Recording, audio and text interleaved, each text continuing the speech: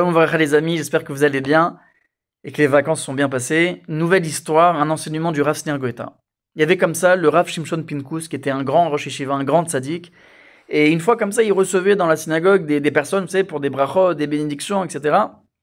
Et il y a un jeune avrer, un jeune étudiant en Torah, il vient le voir, il dit Rav, il lui dit, moi et ma femme, ça fait 10 ans on attend d'avoir un enfant, 10 ans. Vous imaginez bien les amis qu'il a tout fait pendant 10 ans, qu'il a prié chaque année, un Rosh Hashanah après l'autre, encore des prières. Vous imaginez bien qu'il est parti voir les tombeaux des tzadikim, les ségoulottes, le Sefer Teilim, tout ce que tu veux, tous les ségoulottes qu'il y a en 10 ans, il y a de quoi faire. Et il vient voir le Rav, il dit Rav, je vous en supplie, donnez-moi un bon conseil. Priez pour moi, par votre mérite, Hachem, il va m'accorder des enfants, Bezrat Hachem, à moi et ma femme, je vous en supplie. Et le Rav, il le regarde comme ça avec beaucoup d'amour. Et il lui dit, reviens me voir à 2h du matin. Là, il y a trop de monde, reviens me voir à 2h du matin. Je dis, mais Rav, vous serez là à 2h du matin? Il dit, tu veux des enfants? Reviens me voir à 2h du matin. Il n'a pas compris. C'est pas, on n'entend jamais des choses comme ça, que tu vas voir un Rav, il y a du monde, il dit, reviens la nuit. Il est revenu à 2h du matin, mais c'est un peu en retard, à 2h15, il s'est dit, est-ce qu'il est là, pas là? Je sais pas. Et là, il voit que la salle, elle est vide, il n'y a plus personne. Mais au fond, il y avait le Rav. Quel sadique. Ça c'est un vrai Rav. Le Rav, il est là. Il dit, mais dis-moi, t'es en retard, qu'est-ce que tu fais? Il dit, allez, viens avec moi. Ils ont pris la voiture, il me dit, mais on va où, Rav? Il dit, t'inquiète, tu veux des enfants? T'inquiète pas, viens avec moi, suis-moi. Ils prennent la voiture, ils vont vers Beersheva. Il y avait un désert là-bas. Et le Rav, comme ça, à un moment donné, il arrête la voiture. Et il dit, écoute, je vais te laisser seul ici, dans ce désert. T'es seul et seul. C'est pour que tu sois seul à seul avec Hachem. Prie à Hachem, voilà, t'es pas dérangé ni par le téléphone, ni par des amis, rien. T'es maintenant, toi et Hachem, sache, il dit le Rav Pinkus. Si t'arrives à convaincre Hachem avec ta prière, tu obtiendras ce que t'as besoin. Tu obtiendras tes enfants. Tu auras des enfants, Bezrat Hachem. Le Rav, il a dit, je reviens dans 20 minutes. Il part, il voit la voiture partir. Tu sais, il entend des petits bruits, des bruits de renard, des bruits des bruits de la nuit, tu sais, ça fait peur. Tu sais, bon, je vais prier, je vais faire ça rapidement. Et commence à prier Hachem. 20 minutes plus tard, le Rav, il arrive avec la voiture. Alors à l'époque, il y avait on ouvrait la fenêtre comme ça manuellement. Il ouvre la fenêtre, il regarde l'avraire, il lui dit, t'as prié?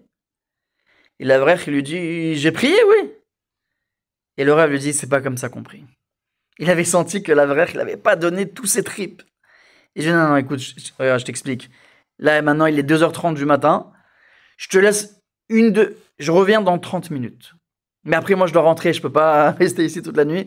Je te laisse une dernière chance, après, tu regardes avec Hachem, tu t'arranges avec Hachem. Je reviens dans 30 minutes. Ça, je te redis encore une fois, mon ami, mon fils. Si tu arrives à convaincre Hachem véritablement pour avoir des enfants, Hachem, il te donne. Tu auras. Mais il faut que tu pries véritablement. Il est parti. Et 1/2 heure sont passées. Et là, l'avraire, il a prié. Il a demandé à Hachem. Parce qu'il voulait vraiment des enfants, vraiment. De fonder une famille, un foyer juif. Et le Rav, il revient après 30 minutes. Les amis, écoutez bien ce qui se passe. Il ouvre la fenêtre, manuellement. Et là, il regarde l'avraire, parce que depuis tout à l'heure, en fait, même la première fois, il cherchait à voir quelque chose. Vous savez qu'est-ce qu'il voulait voir? Et là, il a vu. Il a vu la chemise de l'avraire toute mouillée de larmes. Les yeux, les joues enflées, le visage rouge de prière, de supplication envers Hachem. Et là, le Rav Pinkus, il lui dit, ça c'est une prière. Ben, mes amis, 9 mois plus tard, il a eu un enfant. 9 mois plus tard, les amis, vous savez ce que ça veut dire? C'est-à-dire que des fois, on peut rester 10 ans, 20 ans, toute une vie, chas v'shalom, à prier, mais en fait, on n'a pas vraiment prié. On n'a pas mis notre cœur dans notre prière. On n'a pas mis tout notre tripes dans notre prière, notre âme dans la prière. Ça vaut le coup de se renseigner comment bien prier. Ça vaut le coup de prier avec Hachem, avec le cœur, de tout son cœur. Parce que sachez toujours cette règle, nous apprend le Rav Pinkus. Si tu pries véritablement, tu arrives à argumenter, à donner les bons arguments à Hachem, tu obtiens ce que tu as besoin. Si c'est bien pour toi, tu obtiens. Alors, Bezrat Hachem, Vous avez cette carte-là de la prière véritable grâce au Rav Pinkus qui nous l'enseigne, que ça traverse les générations. Et Bezrat Hashem, vous allez nous annoncer des bonnes nouvelles. Et ceux qui n'ont pas d'enfants, ils vont avoir des enfants.